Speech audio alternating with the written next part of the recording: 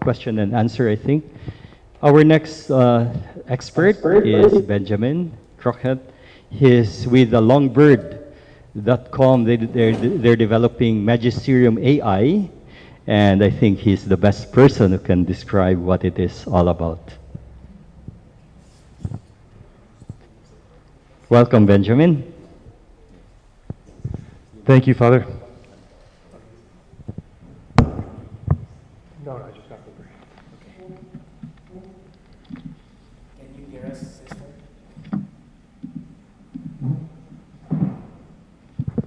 Good morning, buongiorno. So my talk will echo some of the themes from the previous speakers, and I apologize for reading notes. I have a newborn who had a vaccine 2 days ago and has been very sick, so I have not been sleeping much, so this is a good way for me to at least stay on topic. Okay, so as Father said, and thank you for the invitation, and it's really wonderful to be here in person with so many people focused on this important subject matter. My name is Ben Crockett, and I serve as the Director of Content at Longbeard, and it's a Catholic technology company dedicated to building digital tools for the mission of the Church. My role is twofold. So first of all, I try to tell the story of Longbeard and of our products to the wider world, but secondly, to oversee our operations here in Rome, which means I have the joy of spearheading a project very dear to my heart, the Alexandria Digitization Hub, housed in the Rusicum of the Pontifical Oriental Institute. And so this past summer, we completed the installation of the hub. And if you visit, and I invite anyone here in Rome who wants to see what we're up to please come and visit us at the hub, you'll hear the steady rhythm and the hum of 6 fully automated robotic scanners turning pages with tireless care. Each day, fragile volumes, some of them 500 years old, some of them 1,000 years old, move from the shelves to the scanners, and from the scanner to the secure digital vault, and from there to a future where seminarians, pastors, scholars, and seekers can find them with something as simple as a search bar. So the hub is a joint initiative of Longbeard and the Pontifical Gregorian University, and it's dedicated to preserving and opening up the patrimony of Catholic life and thought. Our robotic scanners are capable of processing up to 2,500 pages an hour and are integrated directly with Vulgate AI, our library platform. And that means that texts don't just become static PDFs, they are transformed into structured, semantically rich data that AI models can understand, search, and connect across centuries. In this sense, the hub is more than a scanning center, it is a digital scriptorium. That's the way we like to think about it. For the 21st century, honoring the legacy of the ancient Library of Alexandria, where that library once sought to gather the wisdom of the world, our hub seeks to safeguard and share the intellectual and spiritual patrimony of Catholic tradition, so it can never again be lost. And so that is, it is accessible to anyone, anywhere, in their own language. And so this was piloted at the Orientale. I don't know how many of you know about this incredible institution, but the student body there, they do graduate research, and they're from around the world. And they're, unfortunately, you know, with the current conditions, it's very hard for a number of those students to come in, to come to the libraries, to have access to these incredible texts. And so that was something that was piloted with Father David Nazar, who's now the administrative director of the Gregorian University, to try to find a way to bring these texts and have them be accessible to people from around the world. And so what's cool is, of course, the languages of those ancient texts, sometimes ancient Syriac, ancient Persian, dialects where, you know, you might have a handful of professors who actually can really work with those languages. But here with the AI system, and with the Vulgate AI in particular, you're able to actually scan the text, vectorize the language. That vectorization creates context so that when you, a student or researcher, bring in a paper, want to ask a question, all of a sudden you're with source material that has been, you know, some of these books, quite frankly, haven't been open for what seems to be hundreds of years. And so that body of knowledge now informs the contemporary conversation. And so we think about it as not only about preservation, but about justice. Can you guys still hear me, or is the echo getting big? It's okay? Okay. It's about also evangelization. When a catechist in Manila, a seminarian in Boston, or a youth minister in Krakow can consult texts once locked in Roman stacks, they now can come alive. And the scanners in the hub are not merely machines, and they are instruments of this communion, turning hidden shelves into common ground. And in this way, the hub proceeds the essential raw material that fuels our two flagship products, which are Magisterium AI, which I understand a few of you guys have tried before, and then Vulgate. So when Pope Leo XIII, which I'll echo some of the previous comments, issued Rerum Novarum in 1891, he wasn't just addressing wages, he was discerning the deeper human stakes of the Industrial Revolution. He understood that the smokestacks of his time were not neutral. They reshaped work, family, and dignity. And today, those smokestacks are invisible. They are lines of code, neural networks, and algorithms. And as our CEO, Matthew Harvey Sanders, often says, we are crossing a kind of digital Rubicon. The question is not whether AI will change the world, but how. And more importantly, who will write the moral framework that guides it. So much of AI being developed today is built on utilitarian and materialistic assumptions. The brain as a machine, the person as a data point, efficiency as the ultimate goal. And Catholic AI begins somewhere else entirely, with the person as imago Dei. It sees human beings as infinitely valuable, created for relationship and communion. That starting point changes everything. So while secular AI models train on the vast sprawl of the internet, a mix of wisdom and error, beauty and distortion, Magisterium AI is anchored in a carefully curated body of authoritative sources. So scripture, the catechism, canon law, the fathers and doctors, the councils, papal documents, and more. And so as of today, we have a little bit over 28,000 documents that have been vectorized. And that's an enormous amount of work. Some of those documents are like the Summa, some of them are encyclicals. I mean, we have a good variety, but we have over 250,000 documents that we're currently working on ingesting. I think when that body of work starts to inform the artificial intelligence, you, in a positive sense, I think will be able to be in communication, asking questions to a repository of knowledge that is something that previously has never been possible. And so we're excited about that. Let's see. So today Magisterium AI is used in more than 165 countries, over 50 languages. We recently, I think it was a week and a half ago, Mandarin is, the quality of the Mandarin that we're responding to is good. We've gotten feedback. We have people giving us feedback all the time. That's something that's quite intense for our tech team. But what excites me most is not the scale. Even though that is exciting, it's the individual encounters. And something that we found is, of course, with the technology that is changing and transforming the way we think about relationships, the way we think about work, the way we think about what it means to have a good life. We start comparing ourselves to other people. It's completely changed everything. And one of the things that we found, and this was something that we weren't prepared for, when we were developing this technology, we thought it would be essentially a ChatGPT that was Catholic that would offer answers. And so we focused a lot on the efficiency of the answers. How do you create focused responses that directly and without error respond to the query? And what we found, which has been kind of very disturbing at first, was that the majority, maybe not the majority, but easily close to half of the queries were of a pastoral nature. And these were coming from people who were not yet ready to talk to a priest, to enter into a church. They had questions about the deeper themes, meaning of life.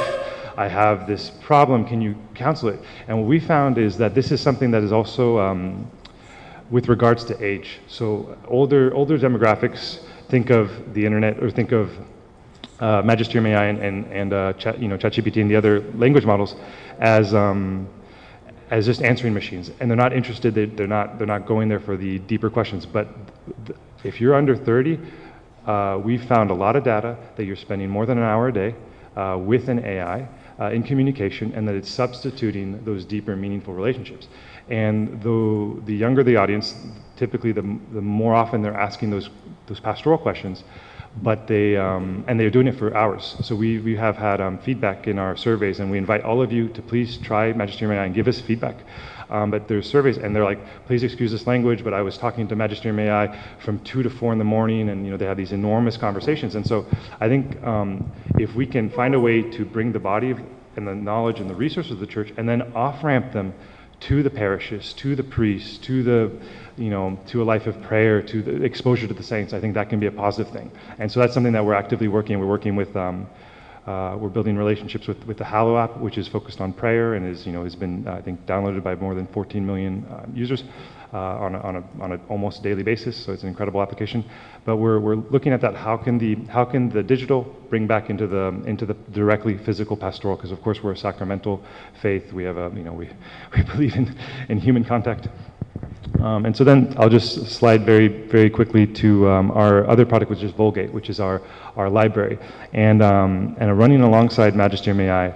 Magisterium AI cannot be possible without the libraries, because the idea of creating a language model, we want it to have a closed system that's from a certifiable, authentic, scriptural teachings, magisterial documents, things that can really guide people. And so because of that, we've been forced to digitalize and vectorize an enormous body of work, which was not the initial intention of the work, because it's very hard problems.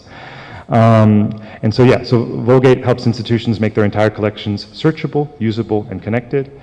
It attempts to provide neural search, natural language processing, and document AI to let you chat with your library. A query in English can surface results in Latin, French, Italian, so forth. Documents are encoded in TAI XML, which preserves their structure, the metadata, and annotations, making them not just readable, but interoperable with academic and archival standards.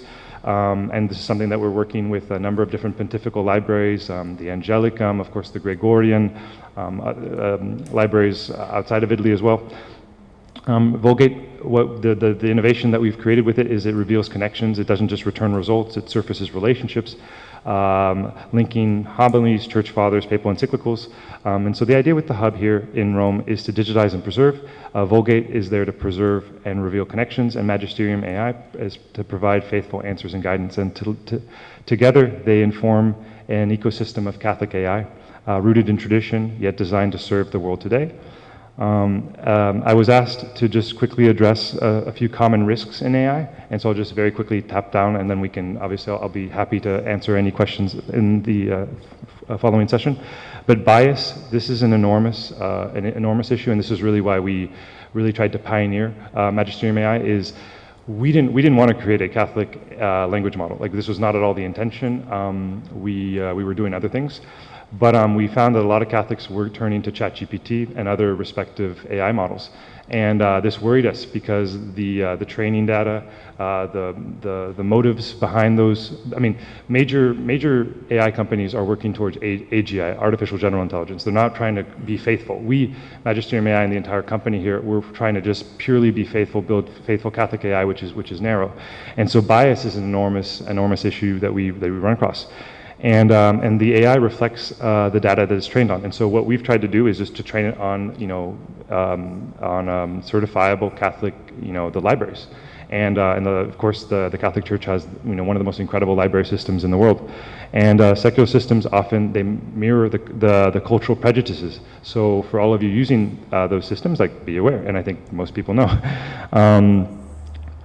Let's see, and then what we try to do also is create a hierarchy of the data that you're coming across. So if you want to, say, let's start with the Catechism as the primary, source, and then you can do the councils, and then you can give it context like Eastern Catholic Voices, or who's missing from the conversation? Well, the poor, or those who don't have, an online fingerprint. Another major issue to be aware of that I think most people know is hallucinations. Many AIs, they fabricate confidence. Magisterium AI is designed to defer when unsure and to cite all sources. That's something that I think is important, and that I think as we get to an era where the majority of the content that we come across online is created by an AI, I think that we as a society, as a collective, will have to decide, well, what does a watermark look like for an original source document? Because this is something that, of course, is hypothetical because people have different data that they're kind of basing these assumptions on. But people are saying, and this is from very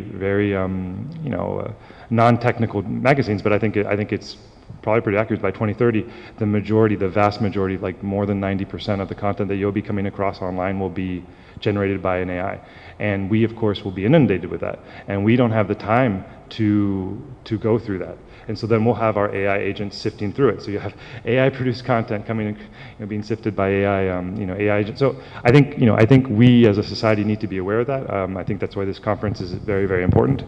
And to not offload our responsibility to be skeptical and to find those source material when you get an AI that gives you an answer. And then cacophony, AIs often echo what users want to hear, and that's something that people know a lot about. I think it requires formation, and I think that's where the church also has to come in. I think that's where we as a society really have to ground our sources, ground our assumptions, ground our points of view, and we also need to really focus on prompting well. And so, yeah, the broader challenge, AI is not just changing how we search, it's beginning to shape how we think, how we relate, and even how we imagine what it means to be human. If built without references to the gospel, AI risks pushing millions over an existential cliff of job loss and meaninglessness. If you get to a point where you can't literally add anything to the GDP economy, and then that means you don't have an employment, and then you feel like you have no meaning, that's a very dark place. And I think that we're going to get to a point where, and this has been echoed many times throughout the conference, that regardless of how competent you might think you are, you can't compete with an AI that can work 24/7, whatever. I think we as a society, I think that's where the church has to come in and offer that formation. And we as a faith, the church has been studying the human condition continuously longer than any other institution in the world, and we have the greatest writers, the greatest thinkers. So I think that's where we can come in. And then AI risks replacing embodied community with digital shadows, entrenching injustice through biased algorithms and concentrated power. And then I'll just quickly close here. In the end, our work at Longbeard, and I once again invite all of you to please come visit us at the hub. I'd love to show anyone who wants to see the machines working. It's pretty impressive. Whether the quiet cadence of scanners in Rome or the engineering of Magisterium, our only purpose is to help Catholics remember who we are and to share what we have received. And as the late Pope Francis reminded us in Laudato Si, science and technology are wonderful products of God-given human creativity, but they must always be at the service of humanity. And that's the path that we're committed to. And thank you so much.